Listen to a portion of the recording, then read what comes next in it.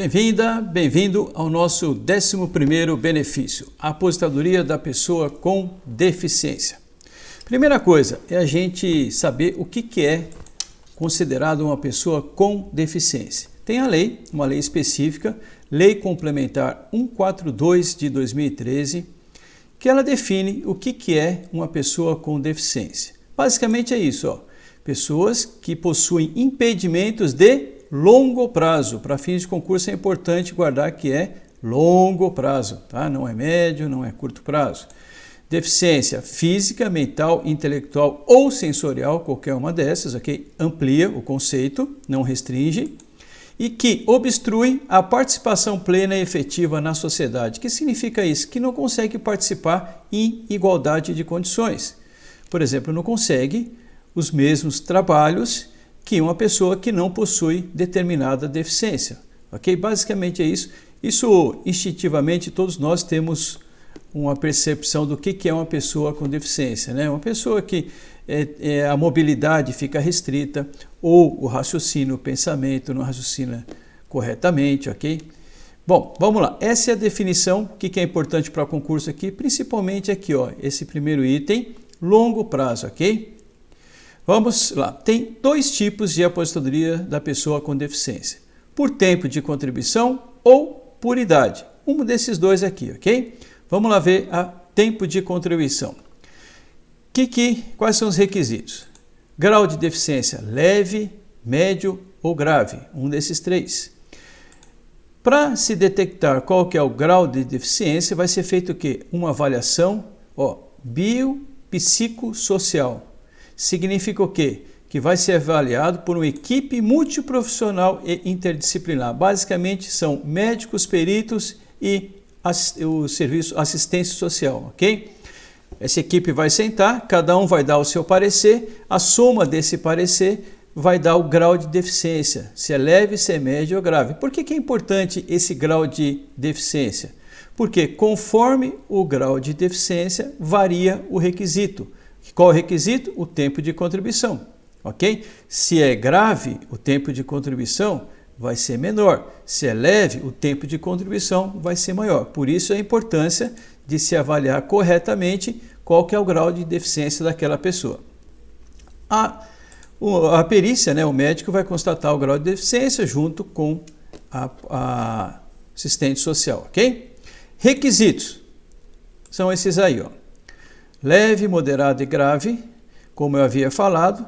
À medida que vai aumentando o grau de deficiência, né? Leve 33 anos, moderado 29 anos, grave 25 anos para o homem. E para a mulher você diminui 5 anos, ok? Então, à medida que a deficiência é mais grave, a pessoa aposenta antes. Tem lógica, né? Para gravar isso aqui, ó, meu mnemônico aí, uma dica, tá? Guarde o seguinte, ó, homem, deficiência grave, 25. Esse número aqui você pode associar com 25, data natalina, né? Papai Noel. Então guarda, aposentadoria do deficiente, homem grave, 25. Depois, você subiu, você aumenta 4.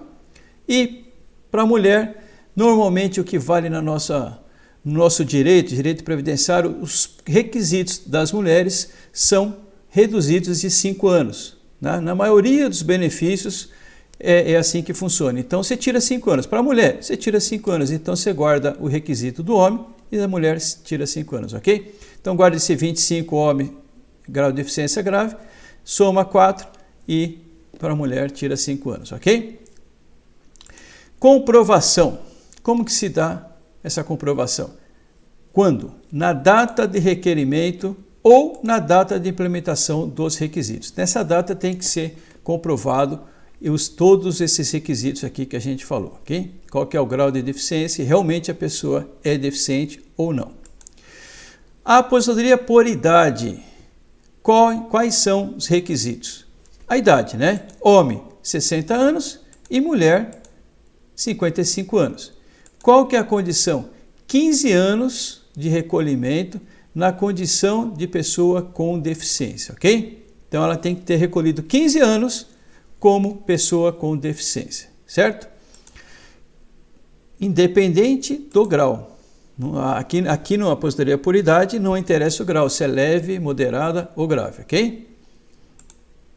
Quem tem direito à aposentadoria por tempo de contribuição? Todos segurados, empregado, avulso, empregado doméstico, contribuinte individual, facultativo e segurado especial, se o segurado especial fizer a opção de recolher como segurado facultativo. Por quê? A gente está falando do quê? A aposentadoria por tempo de contribuição, ou seja, tem que ter um tempo de contribuição recolhido. O segurado especial recolhe de forma diferenciada, nem sempre ele recolhe todo mês, mas se ele quiser essa aposentadoria, ele tem que recolher, fazendo a opção para recolher como segurado facultativo, ok? O aposentadoria por idade, todos segurados, sendo que para o segurado especial, ele não precisa comprovar o recolhimento mês a mês, ok? A carência, 180 meses, né? Na condição de pessoa com deficiência, aposentadoria por idade e qualquer condição na aposentadoria por tempo de contribuição. Isso aqui, pessoal, até certo ponto se confunde com o requisito que a gente viu agora de ter 15 anos como pessoa com deficiência. A instrução normativa ela entra um pouco em conflito com o decreto, tá? Mas a lógica qual que é?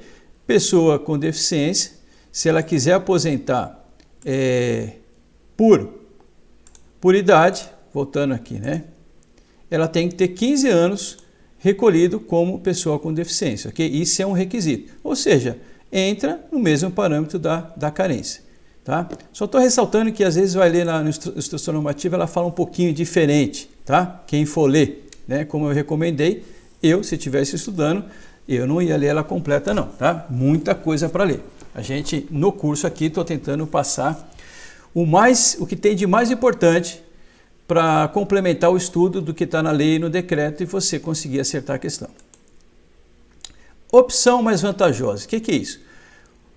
O segurado que tem direito a essa aposentadoria da pessoa com deficiência, ele pode também optar por qualquer outra aposentadoria do regime geral que seja mais vantajosa. Quando ele requerer lá, como ele tem fatores diferentes aqui, se o INSS detectar que tem outra aposentadoria aqui, tem a aposentadoria por idade comum que para você o cálculo é mais interessante. Pronto, aí ele pode fazer essa opção, certo? Logicamente tem que ser dada essa opção para ele. E lembra que a gente estudou um princípio, né? Que na dúvida, sempre o INSS vai pender para que lado? Para o lado do mais frágil, que é o segurado. Isso tem que acontecer, na real, né? Renda mensal. Renda mensal, o valor que ele coloca no bolso. Qual que é? Da aposentadoria por tempo de contribuição, 100% do salário de benefício. Da aposentadoria por idade, 70% do salário de benefício, mais 1% para cada grupo de 12 contribuições, limitado a 30%. Ou seja, também no máximo pode chegar a 100% do salário de benefício. Aplica-se o fator previdenciário se resultar mais vantajoso. Fator previdenciário. Vamos lá.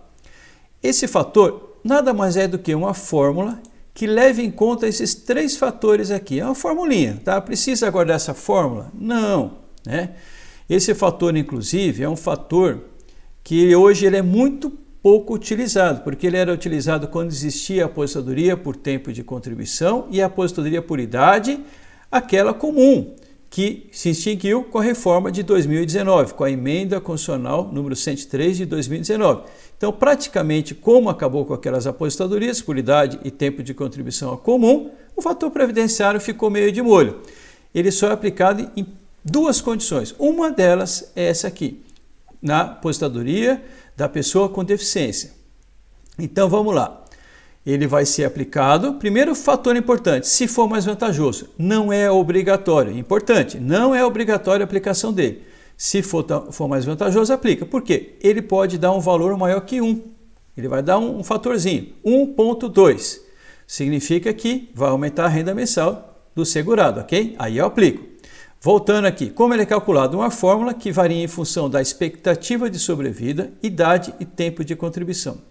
Ele varia proporcionalmente, ou seja, quanto maior a idade, maior o tempo de contribuição, maior cliquei aqui sem Quanto maior a idade, quanto maior o tempo de contribuição, maior esse fator, mais vantajoso. Significa o quê? Que esse fator, quando ele foi criado lá em 1999, era para estimular o segurado esperar para pedir a aposentadoria. Quanto mais ele esperava, mais idade ele tinha, mais tempo de contribuição ele tinha, ok? A ideia era essa. Mas ele penalizava muito quem se aposentava precocemente, com idade precoce, ok? Aí ele dava um fator menor que 1 e uma determinada aposentadoria era obrigado a aplicar esse fator, né? Então, o segurado saía no prejuízo. Vamos lá, proporcionalmente à idade e tempo de contribuição e inversamente proporcional à expectativa de sobrevida. Depois eu tiro esse tópico aqui, tá? Eu clico aqui sem querer, ele aparece. Vamos seguir. Expectativa de sobrevida, o que é? É um fator que diz o seguinte, né? Que ele vai alterando, né? Tem uma tabela lá do IBGE que vai calculando quanto que nós vamos viver. Qual a nossa expectativa? Viver até quantos anos? 80, 70, 90 anos? A tendência é isso é aumentando, ainda bem. Em compensação, à medida que aumenta a expectativa de sobrevida, diminui o fator previdenciário, ou seja, prejudica no cálculo do benefício, ok? Então, essa explicaçãozinha aqui é para vocês terem ideia do que é esse fator. Não ler aqui e ficar na decoreba, tá? Vamos lá, continuando. Conversão de tempo de contribuição. Significa o quê? Será que esse tempo que o segurado exerceu como pessoa, exerceu atividade como pessoa com deficiência, eu posso converter para uma aposentadoria comum? Né? Ou vice-versa? Vamos lá. Tem essa tabelinha que resume aqui a história. Ó. Lá no decreto tem a tabela de conversão que tem os fatores. Multiplica por 0,83, por 1,33 e assim. Precisa guardar isso? Claro que não, de jeito nenhum, né? Mas essas possibilidades é interessante. Então, eu posso converter o tempo de contribuição que a pessoa exerceu sem deficiência, não tinha deficiência, para tempo de contribuição com deficiência, ou o caminho de volta, né? Ida e volta aqui, tá? Eu posso, segundo caso aqui, segunda linha, tempo de contribuição exercido em condições especiais que prejudicam a saúde, aquele que daria condições à aposentadoria especial, né? Posso converter para tempo de contribuição com deficiência. O inverso não pode, ok? Não pode, ele não pode aproveitar desse tempo e jogar lá, né? E grau de deficiência diferente, né? Tempo, por exemplo, trabalhou como atividade que ele tinha deficiência leve e converteu por uma moderada. Sim, é possível. Ou vice-versa, diminuiu o grau de deficiência de moderada para leve. Então, essa troca é possível conforme a tabela de conversão. Ok? Era isso aí. E fazendo essa conversão, né? Como que vai ser calculada a aposentadoria? Se ele mudou de leve para moderada, vai ser calculada na leve ou na moderada? Porque a gente viu que a aposentadoria por tempo de contribuição varia o tempo conforme o grau de deficiência. Isso para a aposentadoria por tempo de contribuição. E aí, qual que é? Vai se dar naquela aposentadoria, naquele requisito que ele teve atividade preponderante. Qual que é a atividade preponderante? Aquela que ele exerceu o maior tempo na atividade, ok? Ok, pessoal, era isso aí, a aposentadoria da pessoa com deficiência. Vamos finalizando nossa aula extensa, 11º benefício. A gente vai partir realmente agora para a reta final. Até a próxima aula. Valeu!